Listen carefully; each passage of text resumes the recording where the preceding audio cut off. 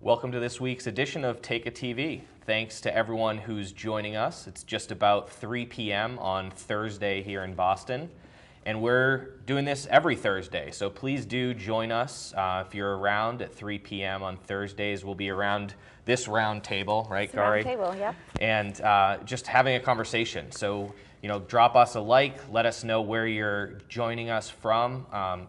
Please add a comment and let us know if there's any specific conversations that you'd like to have. We want to keep this very dynamic and back and forth. So my name is Joe Doobie, and I'm a product manager here at TeikaMetrics. I'm lucky to be joined by Gary and John today.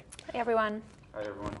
So John is our most senior salesperson. He has been with TeikaMetrics for just about 4 years now. I think you're coming up on your 4-year anniversary in the next couple of weeks. Wow. Yeah. Joe's celebrating his 2-year anniversary. That's right. Joe. So John has talked to probably more Amazon sellers than anyone else here, maybe combined, with 4 years of experience on the phone, talking with Amazon sellers, learning about their problems, what he can do to help and facilitate that conversation. And Gary is on our customer success team, so if you are one of our sellers, I'm sure you've probably talked with her on the expert chat feature or experienced an onboarding session with Gary. So what we want to do today, and just as we did last week, is start with a little section around the news. So what have we been seeing in the headlines over the past couple of weeks related to Amazon and e-commerce? And after we have those discussions, we want to dive into what you can do as an Amazon seller to set yourself up for success in 2018. So let's get right into it. Yeah. And please do share with, Alistair likes our water bottle placement. That was definitely on purpose. Oh, and Chuck is joining us from Dallas. Hey, Chuck. Good to see you're able to make it. So let's dive right into some of the headlines. So on the delivery front, there's a few things that caught our eyes. One of them being that Amazon expanded their same-day and one-day delivery. Yeah. They expanded from the 27 major metros that they were in out to a few more, which is going to be great for people who are last-minute shoppers. Right. Yeah, we were just commenting earlier that you can now order something on Amazon at 9 a.m. on Christmas Eve and get it that same day. So even more excuses for me to not get my shopping done ahead of time. That's right. And as Amazon expands that reach, it's interesting to see what other players are getting involved. We talked a lot last week about Walmart and Jet. Walmart earlier this year introduced their 2-day shipping without a membership if you spent $35 or more. But we didn't talk at all last week about Target, and it was interesting to see the headline this week that they recently bought a company called Shipt. Which I'd never heard of before. Yeah, me neither. But apparently they're worth a lot of money, $550 million in cash to be exact. So it's interesting to see Target throwing their hat in the ring there to try to compete with that delivery business. So what do you think about that, John? I think it's interesting, although it sounds like they're on the very forefront. When you think about Amazon, they're in 8,000 cities for same-day delivery, and now Target is just in New York City. Yeah. So they have a little bit of work to do, but overall you can start to see that people are trying to chomp at the bit, especially when Amazon purchased Whole Foods. I think that was something that everyone else noticed. Like, okay, now we definitely have to step up our game. Right. Yep. The other thing that was interesting that I saw come out earlier maybe 2 weeks ago at this point was that on the content side of things, that Amazon Prime Video is now available through Apple TVs. Yeah. So just to make that Prime membership even stickier, you were saying that your parents, that's the gift? Yeah, that's what my parents got me for Christmas this year, was a Prime membership. Gift that keeps on giving and getting me stuff the same day. That's awesome. But yeah, I mean, I'm a Prime member, but I had never really used the Prime Video part of the membership, even though it's completely free with the $99 a year. But I do have an Apple TV, and it the app popped up earlier this week, and it's a whole new set of videos and movies available. And start watching The Handmaid's Tale, Joe. It's number one on your list. I think it'll be interesting as well, because didn't Bezos say that you could not buy Apple TVs on Amazon or for an entire year or something? Yeah, like that? it's been an interesting cat and mouse game of no, we're not going to let it sell on Amazon, or we're not going to put Amazon content on the Apple TV, but it now looks like they're playing nice together. Yep. And then the next piece here, I just want to talk about data, right? So it was interesting to see, so we've talked about the Amazon ad network and how it's been a $1 billion business. I think we've mentioned advertising a couple of times, we have, maybe. Indeed. But we were looking at a headline earlier today about Kroger, the grocery business, and they have a whole subsidiary with like 800 employees who are working on selling advertising to its suppliers. So it's interesting to see that not only is Amazon thinking about advertising, but other major retailers are out there in a big way, committing a ton of resources to see what they can do with that data. Yeah, and with Kroger, it's interesting because it's not necessarily monetizing search terms like Amazon's doing, but it's looking at customer transaction histories, where they said they could map 96% of the transactions back to a customer. It's all with those rewards cards, right? And using that as a way to get suppliers to promote their products to sellers. So it's a slightly different model than Amazon's using, but it's in the same direction. Right.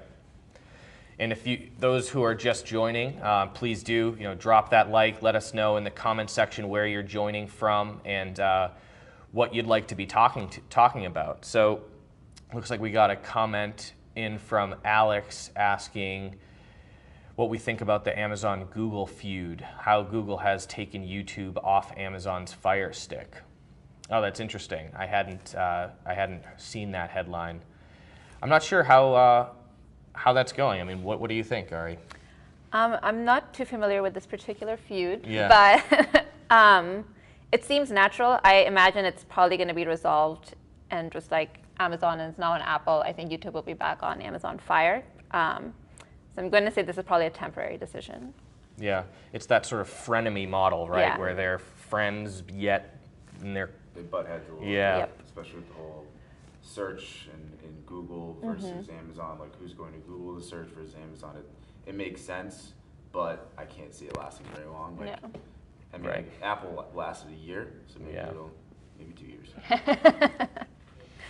Yeah, so talking about that data on the Kroger side, what they're looking at doing, it was interesting to see earlier, and there's been several articles about it, but earlier this year where The Economist came out and said it's not oil that's the most valuable commodity, it's actually data. And I think that's one of the lessons that we are looking to sort of instill in our Amazon sellers, is that data is the most important thing out there, and that can really help you lead to more success in 2018. So let's transition a little bit from those headlines into some advice and what we are talking to sellers about and preparing for the new year and what they can expect on Amazon. So first, I'd love to hear from John. I mean, as I mentioned earlier, he's talked to thousands and thousands of sellers, but one of the things that is most important is reordering. And what is your strategy for getting new inventory, when to order, how much to order? What do you think about the best strategies, John, as you head into the new year? Yeah, I think when it comes down to it, it was a good transition.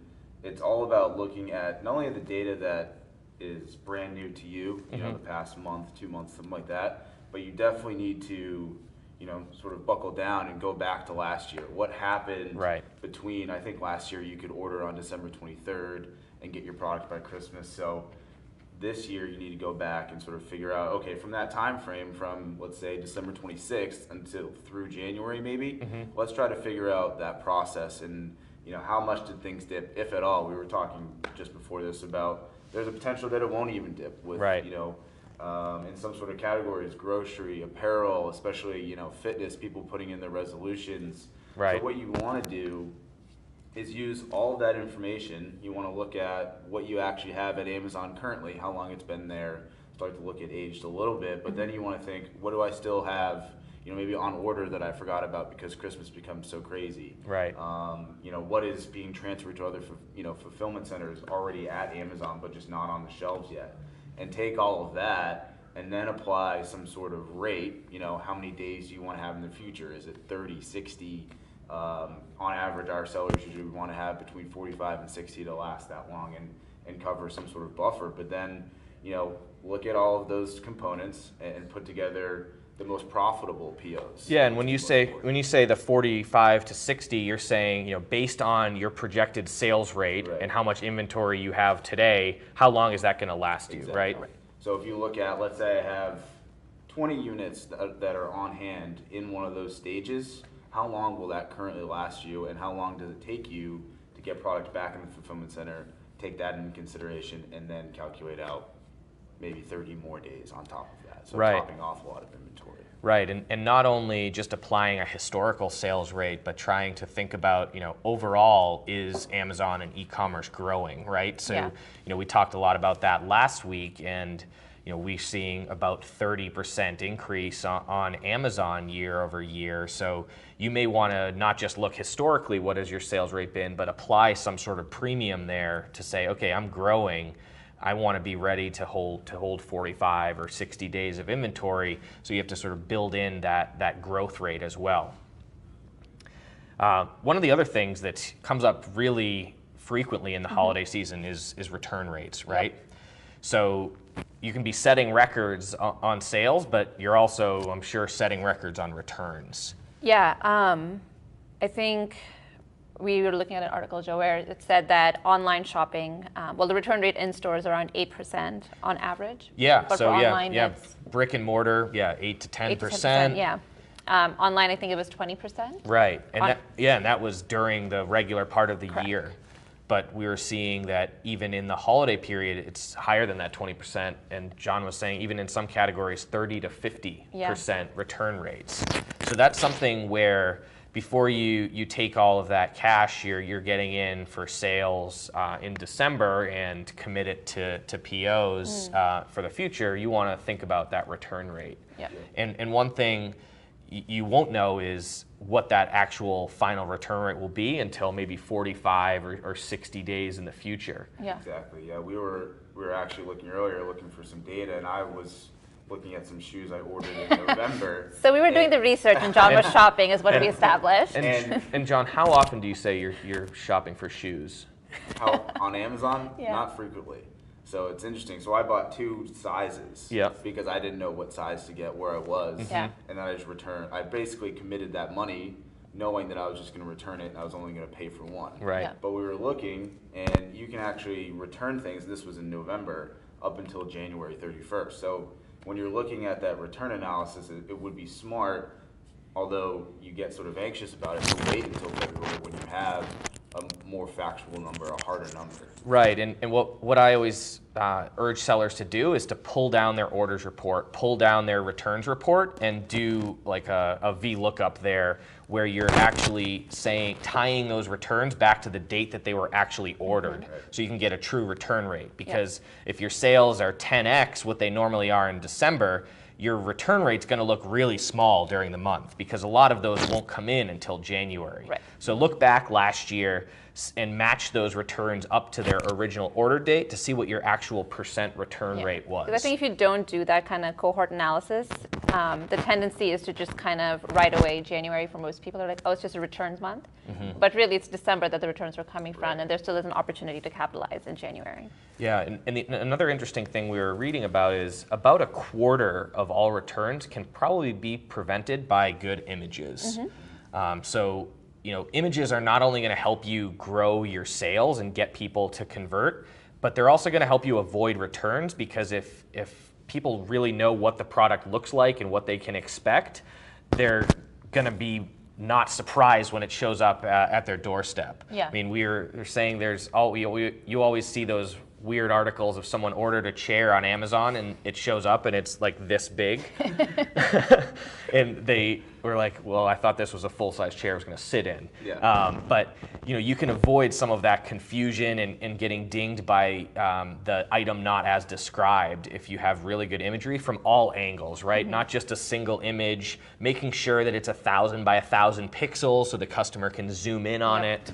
And that, again, it's not going to help. It's also going to help you with the top line sales and also avoid some of those returns. Yeah, I know when I'm shopping, I look through every single product image before I hit purchase. I'm not going to go off with just one. So. Right. Especially if it's not for something that you've never bought before. Correct. It's always, you always want to know exactly because you can't physically hold it. Yeah. Yeah. So it's that model where that, and then I would be more apt if it wasn't perfect to return it because I don't have to talk to someone. I can just click return, print out my label, and send it back and find something that I actually do like. Yeah, I mean, that's one of the things that Amazon's made the purchasing so frictionless that we can do one-click ordering. You can be browsing and just like that, it shows up at your door 2 days later, but it also has made the return process so easy. Right. And one interesting thing was that the average return time that we looked at was actually right at that cutoff. So when you were talking earlier, you have until January 31st to send back those shoes. Most people are going to procrastinate and not send it back until 2 or 3 days before that cutoff time happens. Yep. An interesting example when we're talking about returns is Zappos. So obviously Amazon bought Zappos several years back, and they were known for extremely good customer service. They're very focused on that experience that they deliver to the customer. And they were actually saying that their top customers are also their highest return rates. So it's interesting, you don't always want to look at returns as bad. Right. Because by developing that trust with customers, they know that they can return that product, that they're more likely to buy, and over the lifetime of that customer, you're going to get more money and more orders. Yeah, and it's a good learning opportunity for you as a seller because you figure out, what was wrong with your communication, that maybe the product didn't live up to the customer's expectations. It wasn't what they were looking for. So that's a learning opportunity for you to improve your product offering to account for that. Yeah, and it's another thing, like when you go to return something at Macy's or wherever, you have to find the receipt, you have to stare at that person in the eye and tell them why you didn't like it. Yeah. Right. The sweater's too small. Right. I mean, I used to work in-store retail for a long time, and yeah, it would be January would just be people lining up with giant bags that they want to return, and it's a whole hassle in a brick and mortar location to restock it and put it back on the shelves. Yeah. Have a whole conversation, why are you doing this? What can I help you with? Versus just, printing off a label and dropping it off at UPS. Yeah, I think Mike had a similar point to saying that he hates talking with people and asking them why he's returning it. I mean, that's exactly why when we talked earlier, maybe that brick and mortar retail return rate 8 to 10%, but online you're seeing 20, 30% because you don't have to have that awkward interaction of, this looked great on the rack, but didn't really work out. And then when they ask you to review it online, you can just mark that email as read and move on with your life. Exactly. Yep. So Sarah had a question for us as well. How do you think that Christmas falling on a Monday will impact sales this year? Interesting question. I think it's a whole new world with Amazon that there's no real hours anymore, right? You really had to think about your shopping a lot more based on when's the mall open? What time does Macy's close? Now I can order something, as we said earlier, up until 9 a.m. on Christmas Eve and still have it by Christmas. So it's pretty interesting how I don't even consider days of week right, anymore. And even logistically, it doesn't matter that it's Sunday and there's no mail going out because Amazon's just going to bring it to you themselves. So right, I don't think it matters that it's a Monday or a Tuesday or. Yeah, I think, and also I've noticed that Amazon delivers packages on Sunday now. Like there's no more like no mail on Sunday. Like any day of the week. I think the only thing, to Sarah's point, might be a little timing. Like if you order it, if you ordered it on Friday, would it get there by Monday? Right. That might be the only logistics thought that a buyer might have to consider. That's true. So if you're just joining us, we're going through, we hit some headlines. We're talking a little bit about how to set yourself up for success in 2018, going through some return rate and some discussion there. Please do let us know where you're joining from and if you have anything to add to the conversation. So the other thing, so we've talked a little bit about reordering, return rate. I think one interesting thing, we've talked a lot about sponsored products and advertising. I know every week we're talking with new sellers, bringing them on board to our sponsored products optimizer. If you are a seller out there who are running advertising and looking for help, we have a 30-day free trial, so please go to our site, let us know how you're doing, and we can get you set up with that free trial so you can test out the software.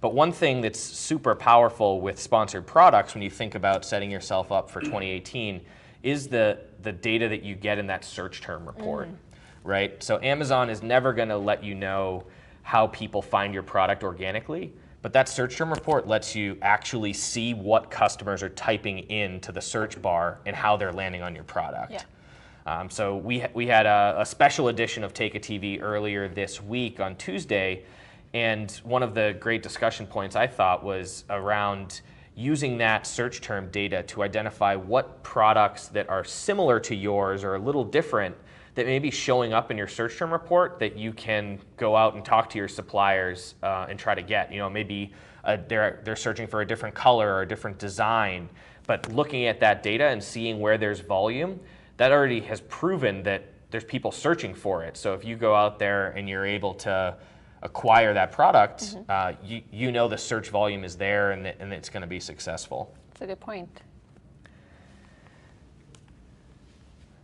Chuck, not all customers realize or think about these new logistics, so traditional buying attitudes may in fact prove to be a barrier to later date sales. True, Chuck. I think there's definitely people out there who aren't yet plugged into the same day Amazon Prime delivery. So good point. I think it's going to take years for everyone to sort of catch up to where Amazon is trying to push things. No doubt it will get there, but yeah, I think those buying attitudes are still out there, and people will probably try to make it out that week leading up to Christmas now that it falls on that Monday. Yep. So Mike just joined and said, as a brand, how do you think about price optimization during the holidays? Yeah, great question, Mike. One of the things that we're doing here is thinking about that. Traditionally, the repricing problem has been one around getting access to the buy box, right? And that's one where John has worked with thousands of customers over the years and talked about how our repricer traditionally works of setting up those rules. Are you going against Amazon? Are you going against another FBA seller? Once those prices change, you want to change your price so you can fight for that buy box. But as a brand, you're not running into that, right? Right. There's still competition, obviously, but it's not on your listing. So one of the things that we're looking at is price optimization for private labels and brands. And how do you think about that optimum point? Because if you're underpriced, you're sacrificing margin where you may not have lost out on any volume, but you could have captured more dollars from each sale. And on the other end, you could be overpriced, and by lowering the price a little bit, you could really unlock some demand and really generate more incremental units and end up with more margin dollars at the end of the day. So we do encourage you to test that. Don't just decide my price is going to be $29.99 and leave it there. Right. Because that data that you're going to learn from moving it one way or the other is really valuable. And you may find, and we've been doing some testing, that you can increase that price a little bit during the holiday season when there's more demand and not see that volume trickle down. It's that Uber model. It's the surge pricing where people are not going to, or typically don't, cry over a couple cents, but those couple cents multiplied by volume could increase your margins by 5-6%. Absolutely. You think about if you're making an extra 50 cents or $1 for every transaction, when you look at that annualized, that's pure margin in your pocket. So if you can do some testing in your portfolio, and what we've found is that even within one seller selling in one category, one product can react very differently to another. So we've seen some products where we've been able to dial the price up by $10 and haven't seen volume. Oh, wow. Haven't seen volume go dip down, and it could be of various things, right? It could be there's not a ton of competition. Maybe your competition sold out. It also could be that at a higher price, the buyers on Amazon are associating more quality with the item, right? If premium pricing. It's a premium, people pay more for that cup of coffee at Starbucks because they think that it's a higher quality cup of coffee, right? If the price went down there, they'd be starting to question it and say, are the beans not as good? What's going on here? So we got a couple of comments coming in. So we have one from Richard saying, I know this isn't about pricing of brands, but we have literally found thousands of dollars reconciling our orders shipped to Amazon. Not certain whether we have just had our head in the sand and others are doing this as part of their routine, but everyone as they grow must keep a sharp eye on the discrepancies. Yeah, great point, Richard. This is something where we've looked at in the past too, of those discrepancies between the inventory levels coming in and what you're seeing in Seller Central, and sort of matching up some of those reports. And when you do open a case, to your point, you can find thousands and thousands of dollars. Yep. Yeah, that's another thing that John was talking about earlier. When you're looking at returns in February, that's important to consider as well. Yep, you definitely want to look at how much are you owed, because Amazon, is not going to reach out to you and say, hey, we owe you this money, here you go. Right. They're going to make you do the work. So definitely look at, the returns table and then figure out, how much was that for you and what are you actually owed. Right, because there's a couple different reports out there. There's the returns report and the reimbursements report. Yep. And we've found cases where a item was refunded to the customer and they got their money back, but the customer never ended up sending that product back. And Amazon didn't necessarily reimburse you, so you are owed that money. So by identifying those order numbers and opening up a case. It's actually not too late to do it for last year either, because you can still submit those cases as well. So look at that while you're at it as well. That's right. Looks like Chuck also commented saying, I've not used your repricing tool. I have a lot of resale product with map pricing. How many SKUs should I have to benefit from the repricing tool versus costs? Not exactly sure what the question is there, but with MAP, it's interesting, right? Because you don't have a lot of flexibility in terms of lowering the price below MAP if you want to keep that relationship with that vendor. That is something where you're sort of stuck. But if it is a product that's not selling for you, it may be a situation where you have to break MAP to get rid of the inventory, and you can't necessarily continue to reorder that product. Yeah, and there's also a lot of relationship stuff there with your suppliers, right? You can have buyback clauses in your agreements where if the product doesn't sell, you can sell that back to the supplier, get at least some of your money back, and use that money towards a better investment next time. Right. Yeah. I mean, great point. I mean, we've talked about on prior webinars having that sort of scorecard when you think about go back and reflect on 2017, and as you're entering 2018, is one of the things to look at is evaluating your suppliers. Right. So do you have specific relationships that you really want to nurture and get more out of? And are there ones that just maybe aren't working and you should be moving away from those products? Yep. Chuck looks like he found a $2,000 discrepancy 2 weeks ago. Oh, wow. That's a big one. That's awesome. So since this is about selling in 2018, what is your prediction of the most important way sellers can impact sales in 2018? Yeah, great question. I think one of the things is all of the advertising available on Amazon. Yeah. When you're launching a product, that's going to be the best way to sort of spend your money initially, is to get those views and pay for that placement. I mean, before sponsored products, you just had to give away product, try to do all sorts of different strategies to get your product ranking. Now you can launch a product, pay for that premium placement through sponsored products, and get your product on page one. So it's really incredible what you can do with those tools. I mean, we also obviously have talked about headline search in the past, and that's another great tool for brands. You do have to be brand registered and have that trademark, but if you're not, that could be something to do in 2018. Yeah, to start that process. Absolutely. And I think we have a question from Roman as well. How do you deal with changes in keyword usage? Someone will look for a Christmas present for a daughter, which in a few weeks' time won't be needed anymore. Yeah, great question. I mean, obviously, some of the best data you get is out of that search term report, as we talked about, and it is seasonal, right? People are searching for different things, different times of the year. So that's why it is important to be plugged into that at all times and not just take the approach where you add your keywords and then you're done, right? Right.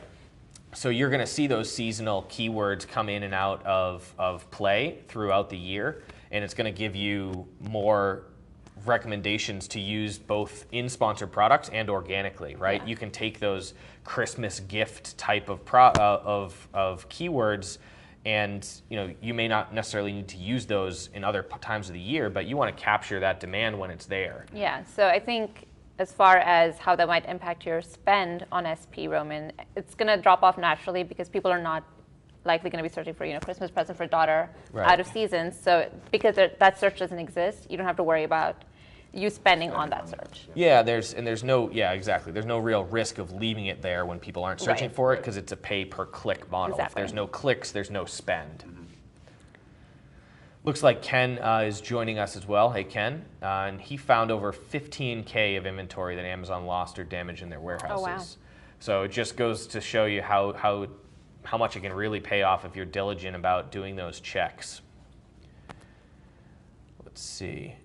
Yeah, and I think the other thing, I haven't put much thought into it yet, but the headline from this morning, and we talked a bit about it earlier as well, is net neutrality and how that might impact e-commerce, because all of us make our money through the internet, so it's going to be... I think it speaks to what we were talking about earlier, like data is just becoming much more important around the world. There was also something where we potentially can no longer ship our data overseas. We would have to harvest all of that data in the United States, and it's going to be taxed as if you were sending goods or something like that. I was just searching Twitter around net neutrality earlier, and people are just talking about data all the time. Now that this is coming up, it's very, very important to people, and people are starting to realize how important just simple websites, Twitter, anything is important to them, and would they pay $5.99 to be able to check Twitter every day? Right. I wouldn't. I don't think I would. Marty just added a comment here. Be careful with lowering prices. If you sell quite a lot at the lower price, you may not be able to regain the buy box at a higher price after the sales are done. Yeah, good point, Marty. We have seen Amazon suppress that buy box if you do try to make major fluctuations in price. I haven't seen it as much if you're making gradual changes in one direction or the other, but yeah, certainly we've seen it in cases of trying to change the price by multiple dollars at one time. So good piece of advice there to our sellers. So I think that just about wraps up the half hour here. So we're at 3:30. So I want to thank everyone for joining us. And as we mentioned, we'll be back next Thursday at 3 p.m. So tune in. And thanks again. Yeah, let us know if there's anything you want to hear from us as well. Thanks, guys.